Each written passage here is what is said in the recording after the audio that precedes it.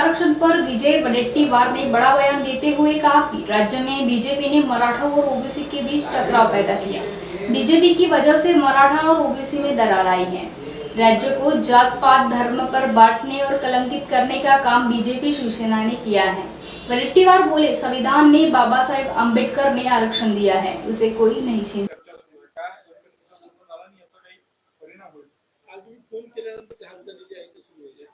खरं म्हणजे काल मी गेलेलो 8वा दिवस सुरू होता उपोषणाचा। सरकारकडून कोणी गांभीर्यानं ओबीसीच्या आंदोलनाला घेतलेलं नाही। खरं म्हणजे कोणी आंदोलन करत शासनाची जबाबदारी आहे की सर्व आंदोलकांच्या मागण्या समजून घेणं, त्यांना भेट देणं आणि विशेष करून महाराष्ट्रामध्ये जो 60% ओबीसी आहे आणि हा 55-60% असलेल्या ओबीसीच्या मागण्यासाठी, त्यांच्या हक्कासाठी उपोषणकर्त्यांकडे ढुंकूनही न बघणं म्हणजेच हा महाराष्ट्रातील समस्त ओबीसीचा अपमान आम्ही समजतो। आणि म्हणूनच काल मी गेल्यानंतर ती अत्यंत उपोषणकर्त्यांची स्थिती फार नाजूक होती, गंभीर होती आणि त्यामुळे एखादा तरुण कार्यकर्ता स्वतःच्या समाजासाठी लढण्यासाठी जीव धोक्यात घालतो त्यावेळेस शासन म्हणून त्यांची भूमिका जी आहे ती भूमिका दुजाभावाची नसावी, दुय्यम नसावी। आज त्यासाठी काल मी लगेच मुख्यमंत्र्यांना फोन केला। आज माझ्या माहितीप्रमाणे काल मुख्यमंत्र्यांनी घोषणा पण केली की आज डेप्युटेशन त्यांचं ते एक शिष्टमंडळ मंत्र्यांचं लक्ष्मण ठाकरेंना भेटायला जात आहे आणि आज यावर काही तोडगा नक्की निघेल आणि उपोषण संपेल अशी मला अपेक्षा आहे। म्हणूनच मी काल पाठिंबा देण्यासाठी ओबीसीचा एक छोटासा घटक म्हणून, कार्यकर्ता म्हणून आणि ओबीसी समाजातला एक व्यक्ती म्हणून हे माझं कर्तव्य होतं, त्यासाठी मी गेलेलो होतो। शासनाची जसं बिहारमध्ये सुप्रीम आपल्या हायकोर्टाने रद्द केलं, त्यापुढेही पश्चिम बंगाल हायकोर्टाच्या बेंचने सुद्धा 2010 नंतर आलेले सर्व ओबीसीचा आरक्षण रद्द केलेलं आहे। 2010 नंतर पश्चिम बंगाल सरकारने सुद्धा केलेलं आहे, म्हणजे सरकारने नाही, हायकोर्टाने केलेलं आहे। तर असं आहे की कायद्यांच्या चौकटीत बसेल ते सर्व करण्याची आवश्यकता आहे, परंतु मताच्या लाचारीसाठी सरकारची कुठेही संविधानिक रित्या ते आरक्षण कसं टिकेल आणि ते टिकावं यासाठी कुठलेच प्रयत्न नाही। मताच्या लाचारीसाठी आलं त्याला आश्वासन देणं आणि वेळ मारून नेणं एवढाच धंदा सरकारने केलेला आहे। त्याच्या पलीकडं आज जे परिस्थिती निर्माण झाली, या दोनही समाजामध्ये आपसात भांडण लावण्याचं पाप महायुती सरकारने केलेलं आहे। कारण 2014 मध्ये सरकार आल्यानंतर हे जे सुरू झाले जाती जातीमध्ये, धर्माधर्मामध्ये तेढ जी निर्माण झाली महाराष्ट्रात, या पुरोगामी महाराष्ट्रामध्ये, या महाराष्ट्राला डाग लावण्याचं, कलंक लावण्याचं काम जर कोणी केलं असेल तर भाजप शिवसेना त्यावेळच्या महायुती सरकारने केलेलं आहे आणि आजही तेच चाललेलं आहे। ज्या गोष्टी होऊ शकत नाहीत त्या गोष्टी देतो म्हणून सांगायचं, वेळ मारून न्यायची, महिनाभराची वेळ घ्यायची, 2 महिन्याची वेळ घ्यायची आणि ते त्यांच्या तोंडाला पानं पुसायचं। मराठा समाजाचे नेते बसले उपोषणाला, आपले जरंगेजी, त्यांनाही सांगितलं आम्ही GR काढतो। काल त्याचा खुलासा स्पष्टपणे यांनी दिला, तुमच्या गिरीश महाजनांनी, की सगळे सोयरेचा GR हायकोर्टात टिकणार नाही। अरे तुमचाच एक मंत्री म्हणतो ते टिकणार नाही, मग तुम्ही अभ्यास करत नाही का? तुम्ही का असं बोलून लोकांना हे करताय, भडकवताय आणि लोकांच्या भावनेला ठेच पोचताय? हे सर्व गोष्टी जे झालेत राज्यामध्ये या महायुती सरकारच्या नाकर्तेपणा आणि बेजबाबदारपणा यामुळे या गोष्टी घडलेल्या आहेत। मी काल गेलेलो, मला हजारो ओबीसी बांधव त्या ठिकाणी उपस्थित होते। त्यांना मी सांगितलं की संविधान हा सर्वात महत्वाचा आणि आपल्याला दिलेला एक प्रोटेक्शन आहे आणि त्यामुळं संविधानाच्या पलीकडे जो काही कोणी करेल ते टिकणार नाही। कारण बाबासाहेब आंबेडकरांनी आम्हाला घटनेच्या माध्यमातून जे आरक्षण दिलं ते हिसकावण्याचा कोणाचाही अधिकार नाही, हिसकवू शकणार नाही. आणि म्हणून या लढाईसाठी मी त्यांच्या सोबत आहे हे स्पष्टपणे मी सांगितलं आहे. आमचा कोणालाही विरोध नाही. मराठा समाजाला काही काल मला बोलताना सांगितलं त्यांच्या डोळ्यात अश्रू आले नाही का, जरांगे बोलले. अरे आमच्या डोळ्यात सगळ्यांसाठी अश्रू येतात.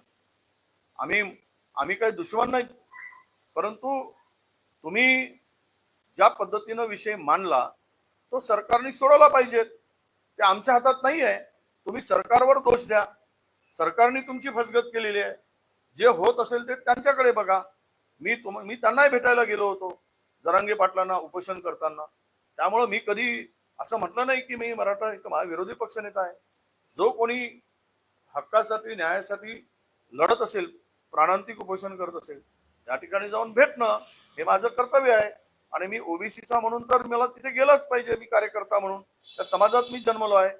आणि म्हणून मराठाच्या संदर्भातले जे काही निर्णय मी मंत्री असताना घेतले सारथीमध्ये, ते सर्व निर्णय पुढे आहेत. आम्ही कधी असं नाही, मराठा समाजातलेही सर्व त्यांच्या नेतृत्वात आम्ही महाराष्ट्रामध्ये काम केलेलं आहे. अनेक नेत्यांच्या मराठा समाजांच्या नेतृत्वामध्ये त्यांनी सुद्धा आम्हाला फार जपलं आहे अनेक नेत्यांनी. त्यामुळं हे अशा पद्धतीचे बोलणं विलासरावांच्या पासून आम्ही काम करत आलो. विलासरावांनी सुद्धा 2004 मध्ये ओबीसी बांधवांना 50% आरक्षण देण्याचं काम केलंय. त्यांचं नाव अजूनही आम्ही घेतो. महाराष्ट्रामध्ये जे 50% विद्यार्थ्यांना जी स्कॉलरशिप मिळते 50% विलासराव देशमुखांची देण आहे. कुठलाही माहिती न घेता कुणावर असा हेतुआरोप करू नये अशी आमची त्यांना विनंती आहे. आणि हा समाज एकत्र यावा यासाठी प्रयत्न करा. कोणी असू देत, लक्ष्मण हाके असू देत किंवा जरांगे पाटील असू देत, या सगळ्यांनी हा समाज एकत्र आणला पाहिजे. तुम्हाला कदाचित माहित नसेल, मराठवाड्यामध्ये काही जिल्ह्यामध्ये ओबीसी आणि मराठा एकमेकाचे तोंड बघत नाही आहेत. वाद एवढा विकोपाला गेलाय. शेतीकडे जाणारा रस्ता अडवला जाता एकमेकाचा. शेतीकडे जाणारा उद्या कुठल्या दिशेनं महाराष्ट्राला नेताय तुम्ही नालायकपणा करून, हा खरा विषय इथे येतोय. व्यवहार बंद होत चाललेत.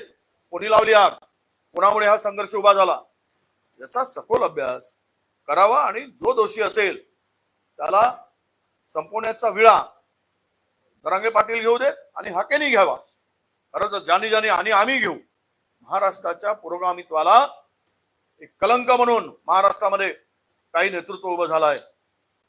त्या नेतृत्वाला तुम्ही चॅलेंज, त्याला तुम्ही बोला. आमच्याकडे बोलून उपयोग काय? आमच्याकडे आहे काय देण्यासारखं? आणि ज्या दिवशी आम्ही सत्तेत येऊ आणि येणारच पुढच्या महाविकास आघाडीचं सरकार, त्यावेळेस त्या दोनही समाजाला सोबत बसवून एक समन्वयाचा तोडगा काढून अनेक वर्षापासूनच्या पुरोगामित्वाची जे काही एकमेकांचे सौंदर्याचे आणि सुखदुःख वाटण्याचे जे काही संबंध होते ते पुन्हा अबाधित राखण्यासाठी आमचा प्रयत्न राहील. ते त्यांचा अंतर्गत विषय आहे. कोणाला पाठवावं, कोणाला पाळावं, कोणाला निवडून आणावं, कोणाला मंत्री करावं, हा महाराष्ट्रातील नेत्यांचा भारतीय जनता पक्षाचा अंतर्गत तो संबंध आहे. कारण आम्हाला कोणाच्या पक्षामध्ये धुडगूस किंवा मतप्रदर्शन करण्याचा आमचा अधिकार नाही. आम्ही तीच मागणी केली होती. मी उपमुख्यमंत्र्यांच्याकडे मी पत्र पाठवूनही मागणी केली होती. मी आमच्या पोलीस महासंचालकांना मागणी केली होती की तुम्ही हे पावसाळ्यात घेताय ते पुढे ढकला. पण काही विद्यार्थ्यांचा हे आला की आम्हाला अनेक वर्षानंतर आता संधी मिळते आहे आम्हाला, तर त्यामध्ये मी उपाययोजना सांगितली की पावसाळ्यामध्ये जर घेत असाल उन्हापासून पावसापासून, कारण लाखो विद्यार्थी येतात, त्यांचे कागदपत्र भिजतात, खाण्याचे वांदे असतात, झोपण्याचे वांदे असतात. आणि जो विद्यार्थी मध्ये मेरिटचा विद्यार्थी आहे या पावसामुळे फिजिकलमध्ये तो अडचण येऊ शकते. काल सांगलीमध्ये एका पोरीचा पाय तुटला चिखलात पाय फसल्यामुळे. परवाच्या दिवशी रनिंग मध्ये ती पोरीचं आयुष्य गेलं. अशा अनेक घटना घडत आहेत. पण राज्यकर्त्यांना निवडणुकीवर डोळा ठेवून हे सगळं करायचं आहे. पूर्वी का केले नाही? याचवरती यात्रा करण्यापेक्षा पूर्वी केले असते तर अनेक विद्यार्थ्यांच्या या परिस्थितीला अनेक विद्यार्थ्यांना सामोरं जाण्याची पाळी आली नसती. लोकप्रतिनिधी म्हणून सामाजिक क्षेत्रात, राजकीय क्षेत्रात, कुठल्याही क्षेत्रात काम करणारा जो काही नेता असतो त्याच्या संरक्षणाची हमी ही सरकारची आहे. अशा प्रकारची धमकी कोणी देत असेल त्यांचं संरक्षण केलं पाहिजे. आणि बच्चू कडूंच्या जर केसाला धक्का लावला तर हे राज्य सरकार जबाबदार राहील. त्याची खबरदारी सुद्धा राज्य सरकारने घेतली पाहिजे. ज्यावेळेस बच्चू कडूंचा स्वभाव हा गावरान स्वभाव आहे, तो जो आहे तोंडफड स्वभाव आहे. आणि म्हणून अशा नेता ज्यावेळेस स्पष्टपणे काही भूमिका घेतो त्यावेळेस हारलेल्यांना, सत्ताधाऱ्यांना त्याचं दुःख काही झालं असेल, त्यातून कदाचित हा प्रयोग होण्याची शक्यता आहे. कारण त्याचा जुना काही इतिहास काढला तर त्यामध्ये त्यांना धमकी देणाऱ्यांचा इतिहास निघेल, त्यावेळेस माहीत पडेल की तो व्यक्ती कोण आहे. महाराष्ट्रात सुरू आहे बोगस बियाणे, खतांचा काळा बाजार, तुमच्या बियाणांचा काळा बाजार, बियाणांचे वाढते दर, मागणी पूर्ण होत नाही. काय करावं? कृषी मंत्री निवडणूक झाल्यानंतर आढावा बैठक घ्यायला पाहिजे होती, ते कुठे झाले नाही. विभागीय आढावा बैठका झाले नाहीत, लोकप्रतिनिधींना बोलवलं नाही. आणि आम्ही पत्र देऊनही पुरेशा मुबलक प्रमाणात खत उपलब्ध आहे की नाही तो साठा अद्याप नाही, म्हणून काळा बाजार सुरू झाला आहे. शॉर्टेज आहे, बियाणाचं शॉर्टेज आहे, खतांचं शॉर्टेज आहे. आणि अशा स्थितीमध्ये शेतकरी लाईन उभा आहे, हंगाम सुरू झालाय खरीपाचा. आणि याला जबाबदार ही सर्व यंत्रणा आहे. खरं तर कृषी विभागामध्ये प्रचंड गोंधळ आणि बोगसपणा चाललेला आहे, भ्रष्टाचार चाललेला आहे, कुणाचंही नियंत्रण राहिलेलं नाही. आणि ते कॉटनच्या बॅग कापसाच्या ज्या कृषी विभागाने आता खरेदी केल्या आहेत, 450ची बॅग 1250 रुपयांनी खरेदी केले, 100 कोटीच्या. हे असा भ्रष्टाचाराला आता आम्ही मांडू ते विधानसभेमध्ये. पण इकडे शेतकऱ्यांना ज्यावेळेस आवश्यकता असते त्यावेळेस त्याचा आढावा घेऊन त्या व्यवस्था आहेत की नाही हे बघण्याचं काम सरकारचं असतं. त्यामुळेच हा काळा बाजार होतोय, हा मोठ्या प्रमाणात चाललाय. आणि याच्यावर त्वरित एक मला वाटतं की सरकारने एक फिरते मोठ्या प्रमाणामध्ये पथक नेमावेत आणि ते पथक सदैव फिरवत ठेवून हे काही गैरप्रकार होतात त्यावर त्वरित कारवाई करावी आणि शेतकऱ्याला दिलासा द्यावा.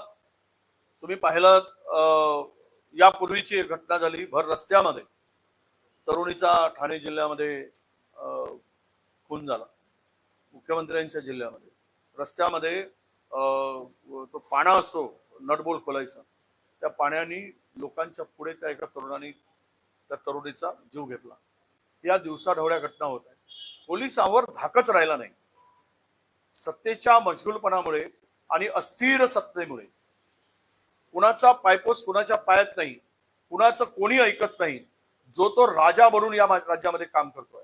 प्रत्येकाला वाटतंय की मी राजा आहे आणि राजाच्या मस्तीमध्ये सगळेजण वागत आहेत. ते मग तीनही पक्षाचे नेते आहेत. आणि अशामुळं आज राज्यामध्ये कायदा सुव्यवस्था गेली, स्त्रियांच्या संरक्षण आता धोक्यात आलाय, तरुणींचं अत्याचारामध्ये वाढ झाली आहे, कारवाई वेळीच होत नाही. त्यावेळी जनतेचा उद्रेक होतो. जनतेने जर कायदा हातात घेण्याची पाळी कधी येते? ज्यावेळेस न्याय मिळत नाही तेव्हा येते. आणि 10 दिवस तो आरोपी खुलेआम फिरताना दिसत असेल तर पोलीस विभागावर काय कारवाई केली हा प्रश्न आम्ही विचारू. त्या इन्स्पेक्टरला सस्पेंड करण्याची आवश्यकता आहे. काय झक मारत होते काय 10 दिवस? एका अल्पवयीन मुलीवर बलात्कार होतो आणि तुम्ही फिरत असताय. हे पोलिसावर धाक राहिला नाही, प्रशासनावर धाक राहिला नाही. त्याचे परिणाम राज्याला असे भोगावे लागत आहेत. तर असं म्हणतो की 10, 12, 7, 8% जे मतं वाढवलेत निवडणुकीचं मतदान झाल्यानंतर 10% मतदान वाढलेत, त्याचाच फायदा मोठा घेतलाय. त्याची चौकशीची मागणी आम्ही करतो. खरं म्हणजे हे मतं कसे वाढले आणि काही ठिकाणी तर मतदान जेवढं झालं त्याच्यापेक्षा अधिकच्या मतांची मोजणी झाली, ते कशी वाढली. आणि जवळपास 79 खासदार भाजपाचे आणि एनडीएचे कसे निवडून आलेत 1000च्या आतमताने. आणि तिथले जे आकडे फिरवले गेलेत सगळं महाराष्ट्र देश बघतोय. त्यामुळं तुमचे आमचे निवडून आले असतील, वाढले असतील, जे आले ते पैशामुळे आलेत, नाही तर तेही आले नसते, हे लक्षात घेतलं पाहिजे. ते जर तसे म्हणले असते तर त्यांच्या मतदारसंघात मंत्री असताना त्यांना लीड मिळाली असती. ते 13,000 मतांनी मागे काय आहेत यातच त्यांचा पराजय आहे. त्यांना लोकसभेचं तर सोडाच, पण विधानसभेमध्ये सुद्धा लोकांनी हरवण्याचा निर्णय घेतलाय. हे आत्ताच्या ताज्या निर्णयावरून दिसते आहे.